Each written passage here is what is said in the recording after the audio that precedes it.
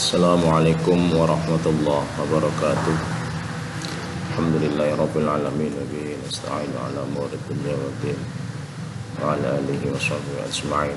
Rabbi shrah li sadri wa yassir li amri wahlul 'uqdatam min lisani yafqahu qawli. Amma ba'd. Anak-anakku semuanya, kelas 9, alhamdulillah pada kesempatan pagi hari ini kita bisa berkumpul melalui aplikasi Pendicam untuk membahas mata pelajaran KNU-an.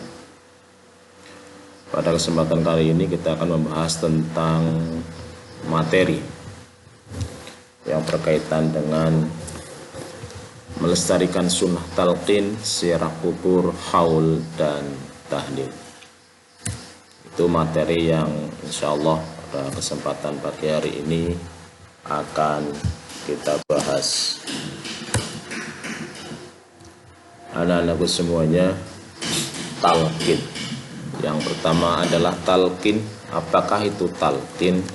Kalian semua tentunya sudah sangat sering mendengar atau bahkan melihat orang sedang mentalqin. Ada dua peristiwa ketika ada orang sedang mentalqin. Yang pertama adalah ketika ada orang yang sedang sakaratul maut.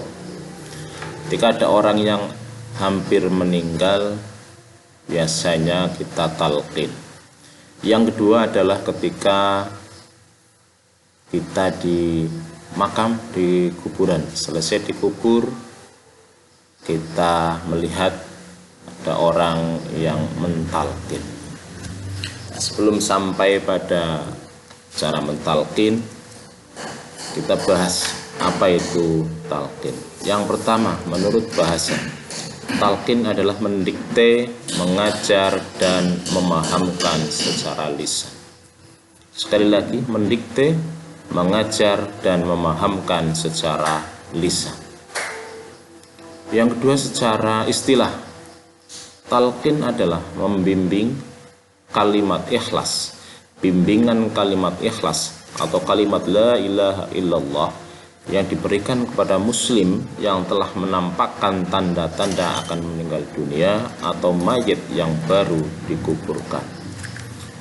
Anak-anakku semuanya, tadi sudah kita sampaikan bahwa talqin biasa kita lakukan ketika kita melihat ada orang yang akan meninggal atau ketika orang yang baru dikuburkan. Selanjutnya adalah hukum talqin. Hukum talqin adalah sunnah. Sunnah artinya akan mendapatkan pahala bagi orang yang mengerjakan dan tidak berdosa ketika kita tidak mengerjakan. Itu hukum talqin. Dasar hukum talqin dalam kebiasaan orang-orang Nahdlatul Ulama, semua amalan-amalannya pasti ada dasar hukumnya, termasuk dasar hukum talqin ada banyak. Nanti akan kita sampaikan satu saja. Yang pertama dari hadis yang diriwayatkan oleh Imam Hakim. Man kana akhiru kalamihi la ilaha illallah dakhalal jannah. Man kana akhiru kalamihi la ilaha illallah dakhalal jannah. Rawahul Hakim. Artinya, barang siapa di akhir hayatnya membaca kalimat la ilaha illallah, maka dia akan masuk surga. Disinilah pentingnya bagi orang yang sedang sakaratul maut untuk dibimbing supaya bisa melakukan membaca kalimat la ilaha illallah. Karena jaminan dari Allah, barang siapa yang membaca kalimat la ilaha illallah di akhir hayatnya, insya Allah pasti akan masuk surga. Itu satu di antara beberapa dalil diperbolehkannya, disunahkannya mentalqin orang. Selanjutnya adalah tata cara talqin. Bagaimana sih tata cara kaifiyat melakukan talqin pada orang yang hampir meninggal atau kepada orang yang masih hidup ataupun kepada orang yang akan dikuburkan atau sudah barusan dikuburkan. Yang pertama dilakukan dengan suara lemah lembut. Kita ketika mentalkin orang yang sedang sakaratul maut, jangan sekali-kali suaranya lantang atau bahkan membentak. Takutkan nanti kalau dibentak, sekali bentak malah langsung meninggal, belum sempat melakukan membaca kalimat la ilaha illallah. Dengan suara lemah lembut saja. Yang kedua, tidak mendesak dan memaksanya untuk mengucap syahadat. Ini, jangan kita mendesak atau memaksa orang yang sedang sakaratul maut untuk mengucap syahadat. Kita bimbing saja pelan-pelan. Karena yang namanya sakaratul maut luar biasa sakitnya. Kita pasti akan merasakan suatu saat. Yang ketiga, tidak dalam bentuk menyuruh.